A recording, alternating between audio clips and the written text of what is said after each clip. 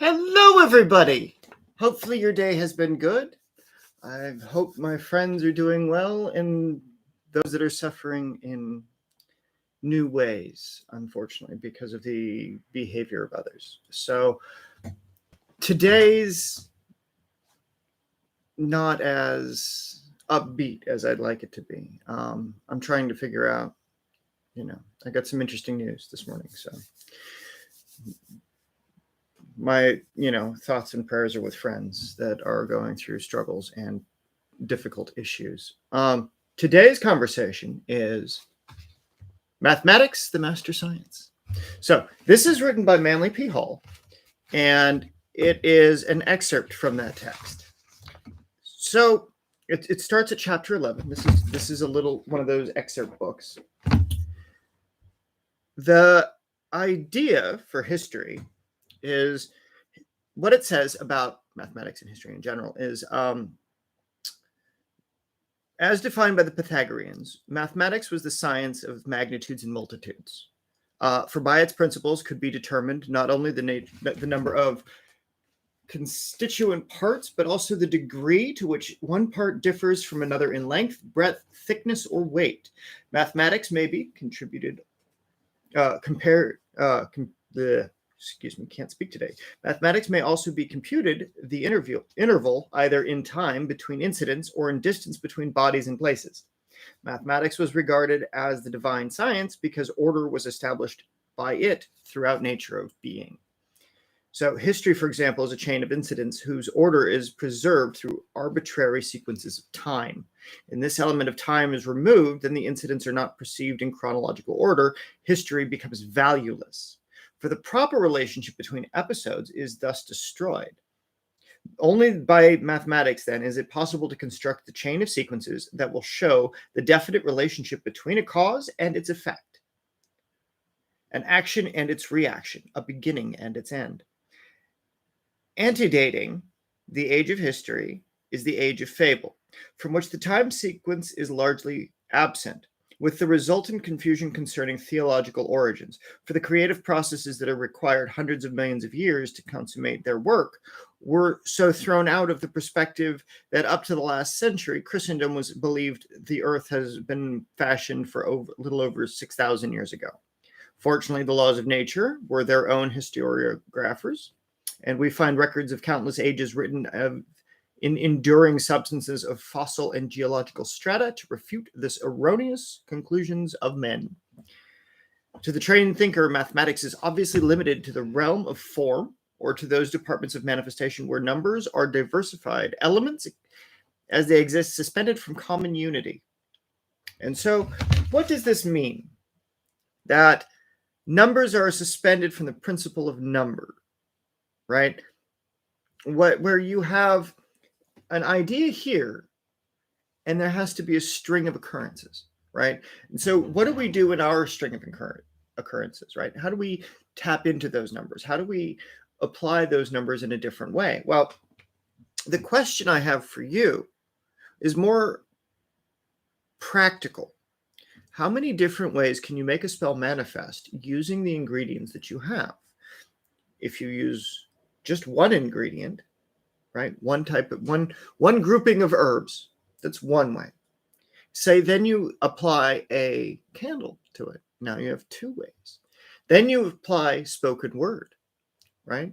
Spoken word comes as a result of thought. So you're technically using four ways to create that individual spellcraft. Then you apply your ritual framework, your repeated actions. Are you conjuring gates, right?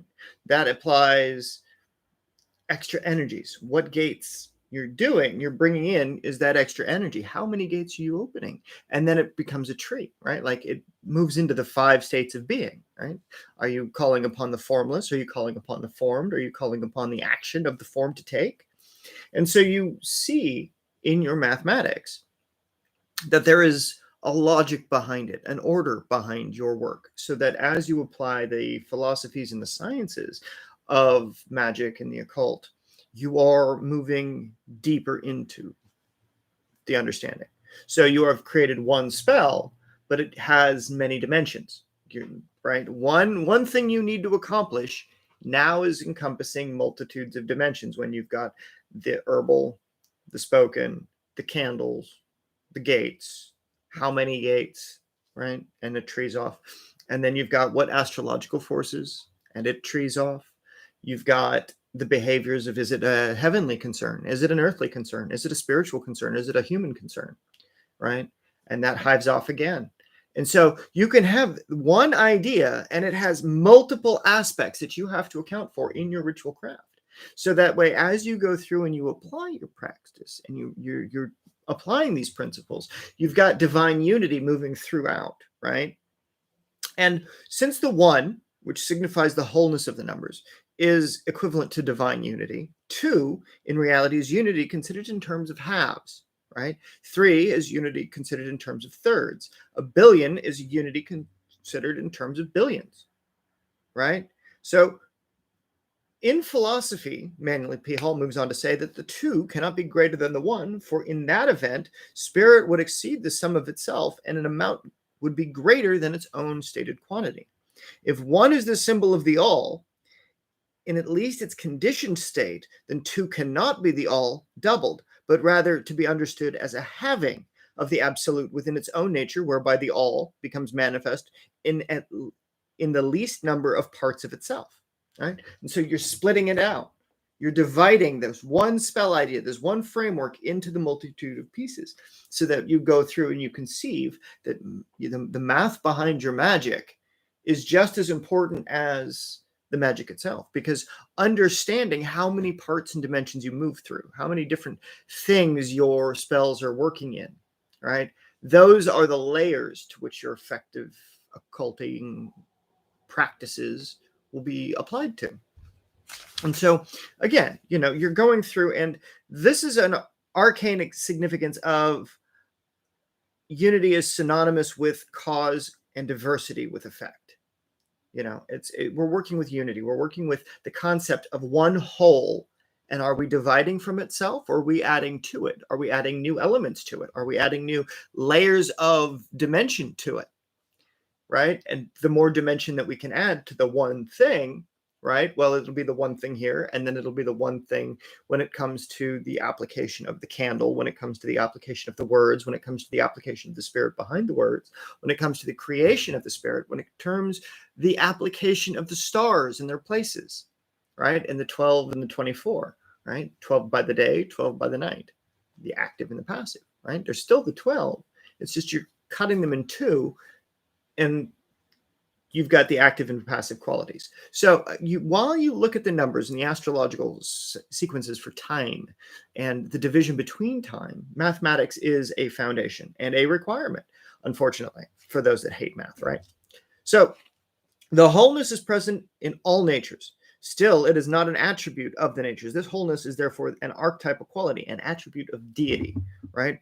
Regardless of the nature of its expression, every activity, quality, or condition is essentially a wholeness. So everything that you experience, everything that you are experiencing in your work, in your practice, occurs, right? It's either verifiable gnosis, other people will experience the same thing, or it's unverifiable gnosis. Only you experience this thing because only you were there. If you have another friend with you, if you have another worker with you that can either do the thing you did or was there to observe the thing and say, yes, this actually did happen as a witness, right? Then that's where you move into that it is a viable thing for other people to practice. And so all your work must be tested. All of your theoretical ideas of what magic is and is not must be tested under these rudimentary forms of expression. Can another person replicate it? Do you have an understanding of the systems so well that when you talk about your particular kind of magic, your particular spell that you're interacting with, how you're bringing these things together, these are what they will experience, why they will experience them, how those things work in conjunction with the other things that you're trying to accomplish, right? And so going through and developing these kinds of conversations takes a little bit of extra work. It means that you actually have to put pen to paper, so to speak, and actually write out, well, I'm using this energy to move this effect so that this outcome occurs. And so that mitigating the differences in space between each moment of time, what then has to happen, right? And what do these atoms have in common, leaving out the consideration of the factors of size and order? Two things. First is their participation in the all-inclusive atom, which is composed of their sun, the atom being the singular event, and the condition of the individual wholeness in which each occupies in relationship to itself through to greater unities and the parts that they occupy. So again, that's complicated word speak for saying, all right, you've got a thing. It's going to multiply the energy, or it's going to have an effect on the energy, right? Then what new effect is generated by that energy in its inclusion, right? What new unity is created by the inclusion of this unity over here? So you have the fullness of being entering into the fullness of being in another state. What is the principal mode of change, right? And this is, again, this is not an easy concept for most people to get to, right? Think about it in a length of time, the past, the present, and the future, right? To most men, the past is a period of vain regrets. The present is a sterile struggle against apparently insurmountable obstacles. And the future is the fourth dimensional vista alone where dreams may come true. So it's the time in the future where your dreams will come true through what you're struggling with on the day-to-day today, right? And the past is what you failed at, or it's the lessons that you've learned, right? Failure is one of those things, is like, yes, it was a difficult situation. Yes, you didn't handle it with as much grace as you needed to. Yes, you have to go through and you have to go and learn deeper, right? And so time is the acid test, and only that which can survive its ravages are worthy to be termed permanent. Time has dominion over all that is untrue, unreal, or perverse, right? So time will tell. When they say that, what do they mean by that, right? Now, in time, all forms must die, right? In the relationship, there was the universe in the Big Bang, the expression of creation after it, and the destruction of the universe at the end of time, when it all just unravels and goes into the black hole, right? So, how does this occur? The very universe itself, resolved back into its primal state in time, are contained all the beginnings and all endings. For the time is the lord of the illusion of beginnings and endings, right? Time is the master of the mortal sphere and all that exists within it. Time preserves for a little while the perishable, only that ultimately itself shall perish more completely, right? What does that mean? You have a space of time. Time is the experience of event within a setting, right? If you're precognitive, you're seeing the folds and the ripples of time based on congruent actions that are similar to what will occur in the future. There are certain things that vibrate deep enough or will cause effect deep enough that you experience today that might occur 30 minutes from now, 2 hours from now, a day from now, a week from now, 2 weeks from now, because that energy thread is so strong and so keyed in to how you are. So as you go through and you experience precognition, or as you go through and work on your future sight and things like that, what are you leading with? What energy is it that you've got connecting you from this moment in the past, this moment in the future, and you in the present, right? The moment of the past is your initial sensation of that feeling. While you are in the state of feeling, there is a space of time, right?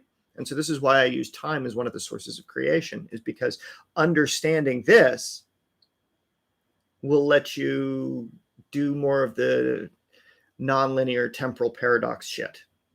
Unfortunately, is the best way to put it, is the nonlinear paradoxes are a pain in the butt. But, however, it is useful to understand when you have a feeling and you're getting an impression. Say, for example, I take this pencil, right? Say this pencil is owned by somebody else, and I'm trying to figure out who this pencil belongs to. I touch this pencil. The moment that I begin to feel who this pencil belonged to and their energy patterns, I'll begin to see fragments or feel fragments of what it was that thing connected to, right? What did they draw with it? What did they write with it? What did they create with that instrument, right? And at the beginning of that, it's new. It's the beginning, right? But by the end of it, it's over. That sensation is past. That time for that feeling is over. And then I have to go through and reconcile in the present what I saw, what I felt about who owned or what happened with this in the past. But for me, in order to be able to do that, I have to then know in the future, when I'm done reading this, I will have that information, even though I did not start with that information. And so you're creating a paradox. You have to feel something that was in present time to understand what's going to be as a result of what was. So you're skipping around in your temporal understandings. Okay? So mathematically, you're dividing unity of who owned this, what did they accomplish with this, it was their past actions that determined the future of what you're able to do with this, right? If you want to keep this or if you want to return this back to its owner, you then have to look into the future of this and see what will be done with it, right? What will be the thing to do with it if you don't already have a thing, right? And what do I mean by that? Well, when you are looking to create a spell or create a ritual or create some piece of art or some content and you put it out into the world, what are you seeing before you see it? Before you manifest it, rather, as a thought, as a projection. And this is how you can start to conceptualize the nonlinear paradoxes, because you're working in multiple space times. You're working in a place of present, because this is where you exist now, your physical body here and now in this space, watching this video in congruency with understanding that the future is going to be determined by actions you take today based on the thoughts and the impulses that you have regarding the future actions that you could possibly take. And so as you loop that back through, you then create the mathematical understanding that there is a separation between the start and the end.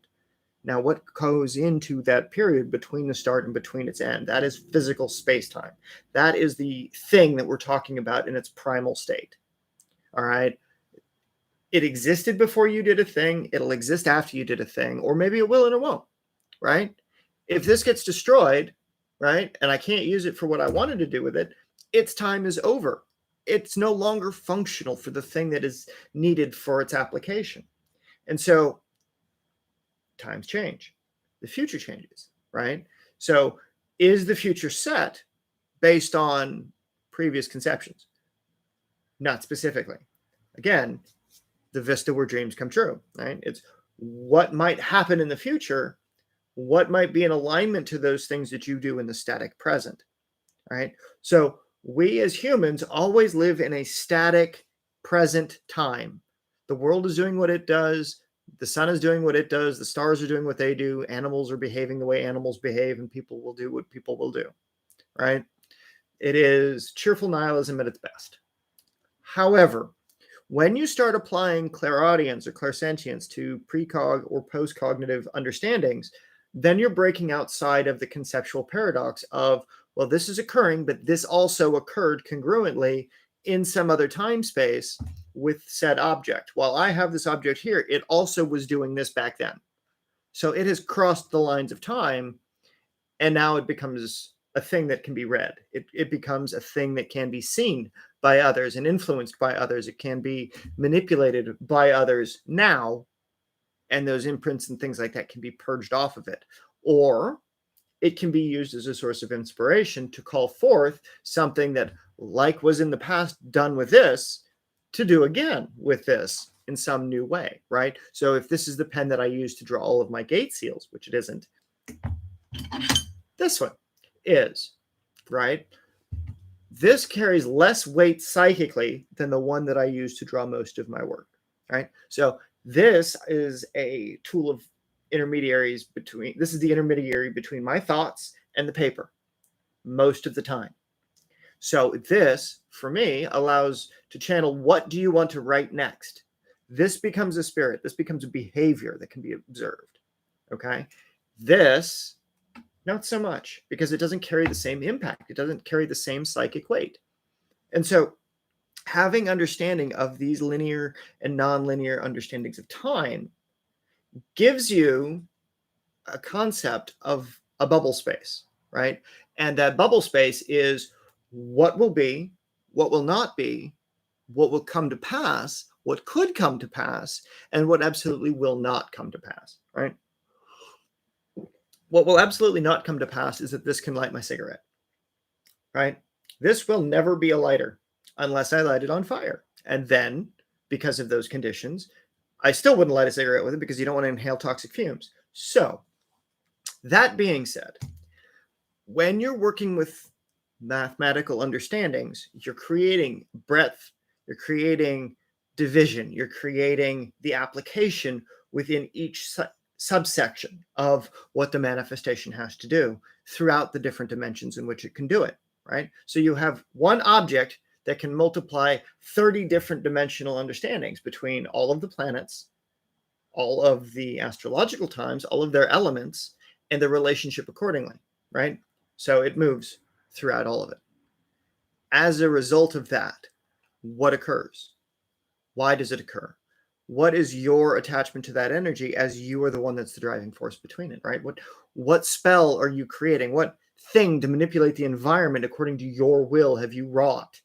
Because that's the definition of magic, is it's the manipulation of the environment in accordance with your will. How do you manipulate the environment? Well, you choose intermediaries through which to do it, right? It's either words, it's either symbols, it's either the combination of words and symbols, it's through a spirit that you've conjured or a tulpa that you've created, right? So you've got these different applications, that understanding that you can create a mathematical formula for your spellcraft so that everything is understandable to you. And once you can define each of the parts of the working mechanic, you will know what you can refine, you will know what you can modify, you will understand what you will be able to do as a result of that. And again, I refer you to Peter Carroll's The Octavo, the Sorcerer's Scientist Grimoire, because what he does is he breaks it down mathematically. 8 different types of magic, 8 different spells: the spells of linking, the spells of the anti-spell, the spell, the law of narrate, like the spell of narration, folding space, like all of that stuff exists when you can mathematically break it down and you can apply it in direct understandings and indirect relationships with the mechanical structures, right? So if you have a mechanical structure that it is obeying, it's no longer an act of belief or faith, because you don't need to believe the math. You don't need to have faith in the math. The math is the math. All reality, all of time is determined by the math. All of the things in this universe are defined by the math, right? Physics operates, the shape and the volume and the width of the thing, it can all be measured. If it can be measured, it exists. If it exists, it's verifiable gnosis. If you cannot do the math for it, that is unverifiable gnosis. It is the phantasmagoria. It is the illusion of something. And that does not stand up to time. So while you are measuring things and while you're being able to understand its parts, you've got the understanding that time and matter and material things exist as a expression of the whole. Okay? And the all permeating quality of this information is the interval between spirit and matter, between the interval between quality and when is so considered to be incalculably great as the interval between God and man, right? What is the quality of man? What is the quality of God? Can those two things be measured? If man can do this, God must be the thing that created this in order for man to exist, right? Man exists where God is not. So our gods have to be intangible. They have to be the principles of the higher application, right? So God in this case is the mathematics, the thing that gives form, the thing that depth, the thing that gives expression to time, to matter, to the physical universe, to the length of wave particles that determine color, determine vibration, determine resonance, determine harmony between those things, right? Time is the phase or manifestation of a place. It exists within an experience. You are moving around within a 3-dimensional object like a box. Your apartment is a box. It's got its height, it's got its width, and it's got its depth, right? It is a cube. You move inside of that, you're walking in a 4-dimensional space inside of a 9-dimensional planar. You've got the diagonal, right? The diagonal planes that create the point of manifestation inside the cube, right? So it's the thing that connects side A to side B and side C to side D, right? Like it's the way you build the Metatron's cube. Okay, so here I'll draw it out. So we have the box is your room, right? If you can see that, the box is your room. Then you have what connects to this side and what connects to this side, and you have you standing there on the floor in your space. But then you add a different dimension to it. You add what is the height of that within the room, okay? And so you've got another higher point of intersection here. And so you've got height here. Height connects what moves around. So you've got 2 points below your feet and above your head in any given space. You create a pillar between that space. All right, you've got the flat plane below you and you've got the flat plane ahead. Then you have the 4 sides around you, or the circle sphere around you of your auric field, the torus field, right? And so that, moving inside of that, is your psyche, is your ability to crack the different dimensions in different locations based on those understandings. That application determines the manifestation of like-to-like sympathy, right? How does like-to-like sympathy work in this model? Well, it gives you between the 2 points between your head and your feet, right? You've got the line, the vertical line, and then you've got the spell that's in front of you. The spell is then connected to action. So from you to the thing creates that forward motion, right? From the spell to its future state, right? You're creating the cross. You've created the pillar, you've created the arm. And through that arm, you're creating that direction of flow for that manifestation. And so within that space, you've created magic. You've created the unification of height, breadth of time, distance, and space, depending on what it is you're conjuring, right? Or you can use it as an anchor for bringing down and manifesting the spiritual, bringing down and cultivating the spiritual, right? And what do I mean by the spiritual versus physical manifestation? I mean entities. I mean, you are able to use that thing to fold space-time around itself in like a crystal ball to see into a future state of time, to go through and look and with your psyche or with your visible eyes or with whatever manifestation methods you have to see a future occurrence. So something in your space that will allow you to trigger up the necessary energies to make this moment vibrate enough and yield enough of a sympathy to something that will occur in the future based on current energies. So this is how psychics can see, because you're doing all of this stuff in a very short amount of time. Your brain can do it like that, right? You can tap 11 different dimensions, 11 different ways to look at something immediately. And the more you look around the fuzzy edges of those things, and the more you understand that your psyche is different than your physical body, the easier the shit becomes. Okay? So you've got the properties of length, breadth, and thickness for every object. It also has a quality of extension towards the nature of its perfect good. And this quality of extension comes under the influence of time only to the degree the quality determines permanence. Time measures the degree of impermanence, right? So what is permanent in this case? What are we talking about that would be permanent? Okay, say for example, the teacup. The teacup exists in a permanent state. It is always a teacup. This will always be a teacup until it's not. What do I mean by that? Well, I could break off the handle and it's no longer a nice teacup, but it still holds. Now, then I could shatter it into 1,000 pieces and it's no longer a teacup. But it still is a teacup because it was a teacup. It's just in pieces teacup. See what I mean? So as we go through and we figure, what does this mean for our magic? What does this allow for us to do on a controllable level, right? You have an object, you have an outcome. How does this object become? What experience, what event, what energy, what required transmutation is needed in order to be able to get this fixed object, like herbs or candles or shit, I don't know, sigils and stuff like that, to become that fixed object? What energies are needed to boost that effect, right? That's where you need to think about it in a different kind of way. You need to look at it from outside the box of time, right? What behaviors will it exhibit? What behaviors it exhibits determines what kind of energies you can apply to it. Does it govern the mind? Does it govern the spirit? Does it govern the body? Does it govern an effect? Does it generate? Does it destroy? What is destroyed by its generation, right? If you're trying to do, say, for example, a love spell, right? Actually, let's not use a love spell because I don't like those. Let's use an exorcism in this case, okay? So you're in a space and you need to get rid of some other energy that's in a space.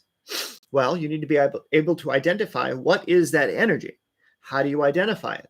You identify it between the different factors of what was removed, what is its behavior, what is its outcome, and what will it do as a result.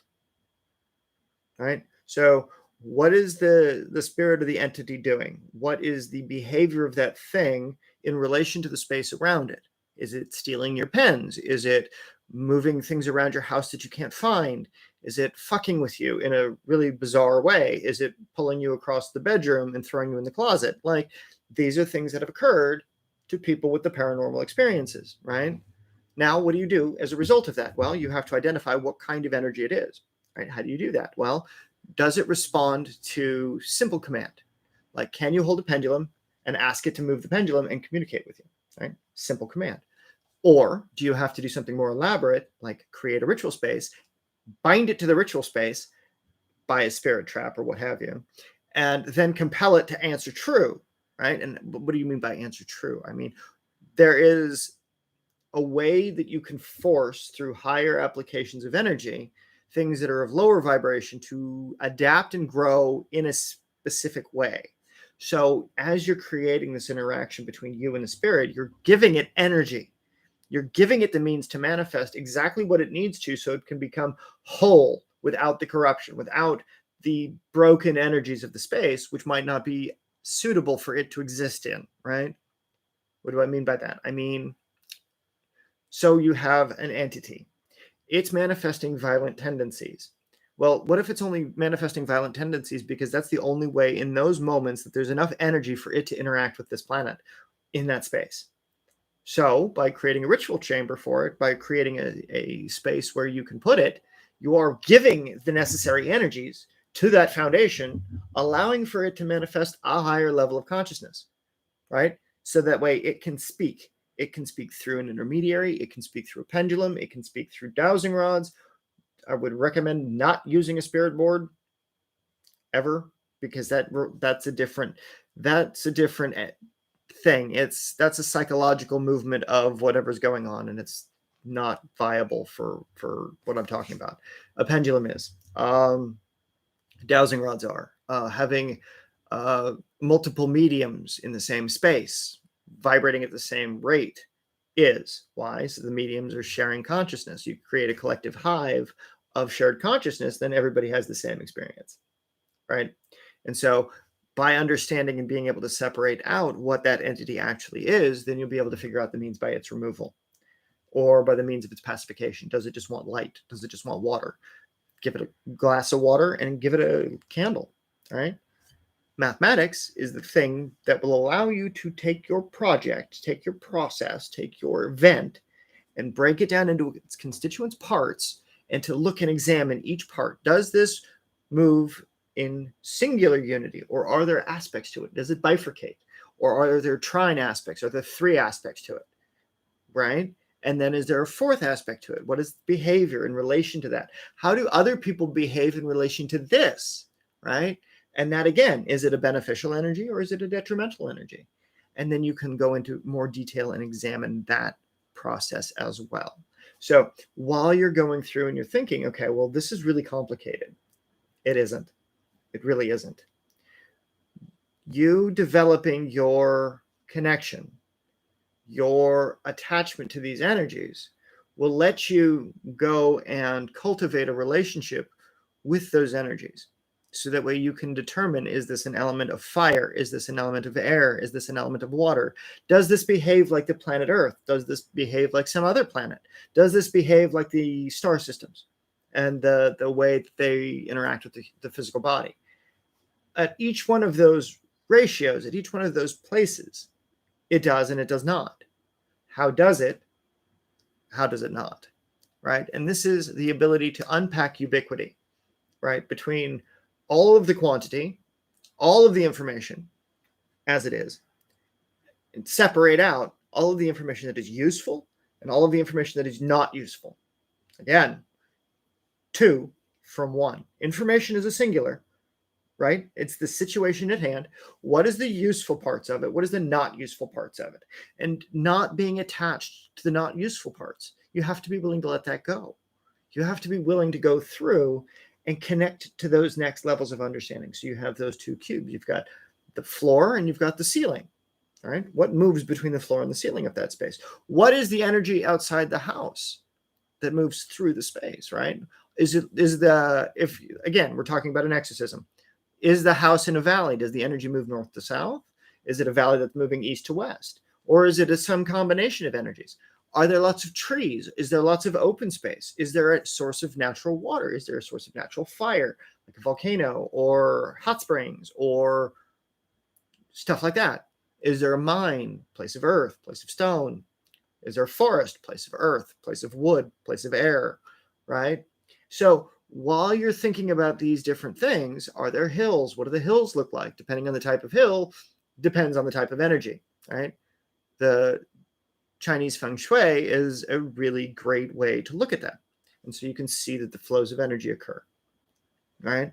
You can see how they move within a space, and in that space, what are the ideal placements of the things within it? So that way everything moves in congruency, in harmony with itself, right? As it moves in harmony, as it moves out of harmony, what is the ubiquity there, right? And so that is what you study. That is what you go in and you look for when you go and you're preparing your understanding in advance, right? You study magic to understand, all right, well, I need to look at all of the conditions.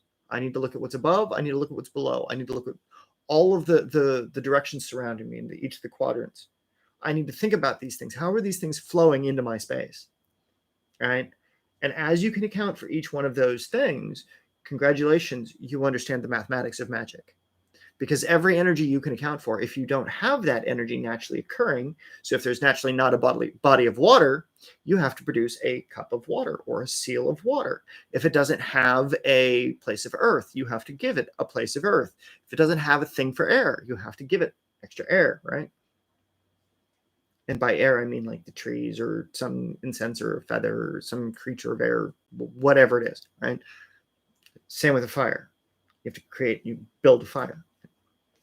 So in this, you are constructing artificial ingredients and artificial arrangements in relation to the thing that you're talking about. And what you're talking about is what you're conjuring, what you're creating in your ritual space. Do you need those extra energies? If you do need those extra energies, how do you account for them? What do you do to create them, right? If you need to have all 12 astrological signs, if you need to have all 9 planets, if you need to, or 8 planets in a dwarf star, if you need to have all the directions, all northwest, northeast, southeast, southwest is in the northeast, southwest, right? All of those and the center, right? If you need to account for all of those in a 3-dimensional model with the planets and the stars above to create an invert cone of power, right? Cones of power are the things that you raise with multiple people as they're cycling clockwise or counterclockwise to either move the energy up or pull the energy down, depending on your practice, whatever it is that you're doing. dealing with ubiquity and dealing with the mathematics behind that will help you understand how your spells will manifest, right? And how it will go into the divinity of the next level. Oh, wow. Already 40 minutes in. I apologize for that, guys. I did not expect this conversation to explode like that. But I hope this helps get you understanding that all of your ingredients, all of your arrangements are a mathematical process to describe and to determine what is that unity of action. What is your unity of principal action, right? And how do you calculate for that? What are the calculations that you need in that moment that will account for the behaviors and will account for the outcomes and will account for the inclusion of energy that is required in order to be able to manifest said thing in whatever way that you need it to, right? This is what we study. This is why we study it. This is how we study it. And we look at the astrological behaviors. What do people deal with and do as a result of inclusion with these energies? How do they behave under these planetary incidents? How do the spirits behave? What spirits can we call using consonants and vowels through our work, through our processes, in order to be able to get the manifestation accordingly, right? So as we go through and we summon up whatever spirit, whatever demon, whatever angel, whatever, does not matter. What matters is that we understand that the environment cultivates the outcome. So what in the environment is facilitating the outcome? What is allowing that occurrence to occur? That's the thing we examine when we do client investigations. What is it that can be changed that will result in a different outcome? What exorcism needs to be done? What banishing needs to be done? What purification needs to be done? What kind of words do we use to banish the negative energies? Balancing all of these things out, understanding that we can balance all of those out, determines how effective our exorcism in said space with a said critter will be, and will determine what kind of a critter it is, right? I call it a critter because it doesn't really matter. If it's a non-tangible entity, if it's vibrating in a different dimensional space and it gets stuck in your four walls because of some spell you did or some new antique you brought into your apartment and you didn't clean it off first, it's stuck. It doesn't necessarily want to be there. It's energy that's moving in a way that's outside of its congruency, and therefore it becomes violent. If you can stabilize the congruency within the environment, then it won't be a negative, right? If you can end the corruption and purify it and do the things that are required to purify it, then you're good. Other than that, it becomes violent and unstable, and then that's when problems occur.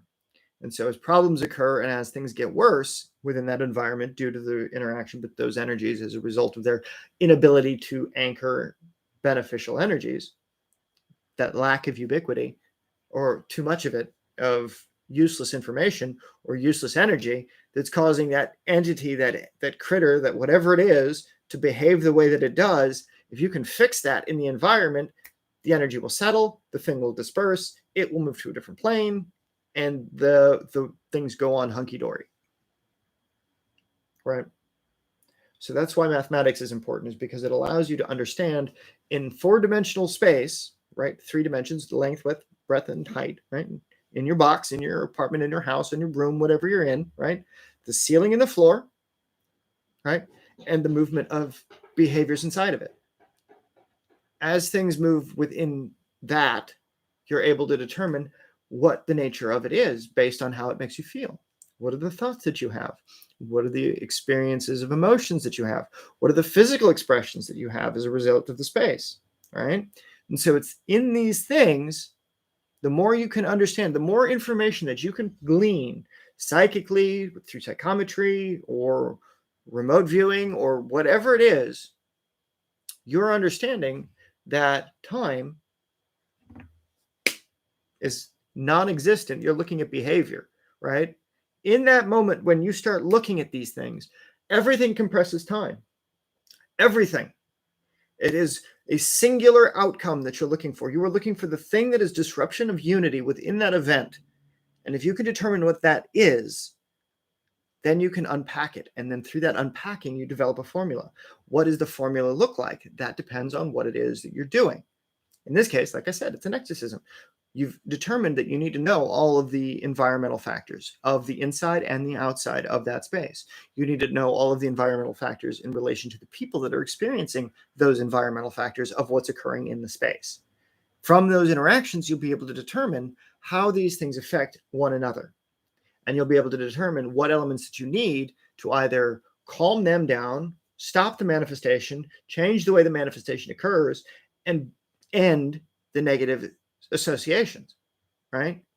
And so you can calculate for all of this stuff if you understand that that is a system that you can observe using your clairaudience, accepting the paradox of what is occurring, what has occurred, what will occur, what is occurring while it's occurring, all the different dimensional spaces, right? This will let you work with the math a lot easier. And it will let you understand that even if it's a bifurcated experience between a body, mind, and soul, those are thirds, it still acts as one being. It's still one entity. So it's in unity, right? And it's in unity with itself through that spirit's behavior with its body as it moves, as it behaves. It's acting in nature with its mind to do a thing that it does naturally as it results in an outcome based on the energy around it, right? What this looks like in the physical world is if somebody pisses you off, you get mad. What do you do when you get mad, right? Well, what is the mathematics of that event, right? Well, you were feeling stressed, you were tired due to circumstances beyond your control or in your control that you didn't have awareness to solve. Like you didn't eat your lunch, you didn't take a nap, you didn't, wake up on time, you're just not feeling good, you're depressed, whatever, all your personal situations. Then you have to look at the outcomes of what were they going through, what set them off, why did it set them off? Did you do something that picked one of their things, and their view of life doesn't necessarily match with your view of life, and so that is something that they're set off by, and so it doesn't become positive when you interact with them because of your issues and their issues, right? Same thing happens in the spiritual planes. Same things happens with you and the gods. The gods might get really pissed off based on what you do because they understand, or at least the intelligent energy understands, that you have a responsibility of behavior to do a thing. And if you don't do a thing in a proper time being nonlinear, you have to go through and you have to refine what you do. So that way you can express what you do and how you do it, right? So again, you're playing with paradox. You're understanding nonlinear and linear paradox. Nonlinear paradox means that the cat in the box is both alive and dead at the same time, right? And you just don't know which version of the universe you're in until you actually open it up and look, right?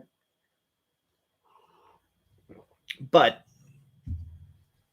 that determines also based on sight, smell, chemical compounds, things like that. The spirit of the cat still exists.